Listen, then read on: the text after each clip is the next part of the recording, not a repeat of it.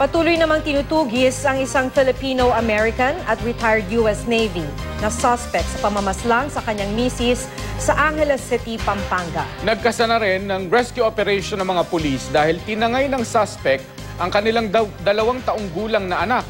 Makibalita tayo kay Michael Sison. Wala ka ng babaeng makikita sa anak ko, tapos ginanyan mo pa. Sana po, tulungan niyo kami para ma-wanted yun. Bangkay na ng datna ng mga pulis ang isang ginang sa Angeles City, Pampanga. Sinasabing binaril siya sa loob ng kanilang bahay ng kanyang mismong mister na isang Filipino-American at retired US Navy.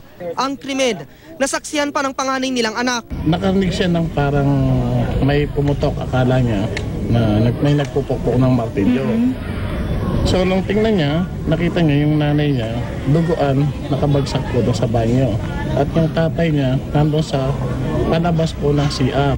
Nakahingi ng tulong sa mga pulis ang bata. Inakala pa nila nung una na hinostage ng suspect ang kanyang misis kasamang 2 pa nilang anak na 2 taon at 10 buwang gulang. Pero nang pasukin nila ang bahay, wala na ang suspect sa loob. Tinangay na rin ito ang 2 taong gulang niyang anak na babae.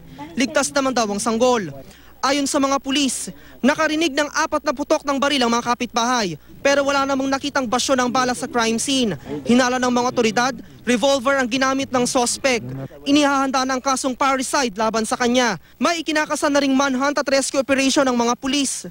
Ngayon, susubukan namin makipag-ugnayan sa ibang agencies, sa embassy siguro dahil Filipino-American siya. Subukan namin makahanap ng records.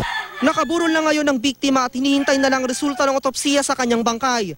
Nailipat na rin ng DSWD ang kustodiya ng panganay at bunsong anak ng suspect at biktima sa kanilang lola.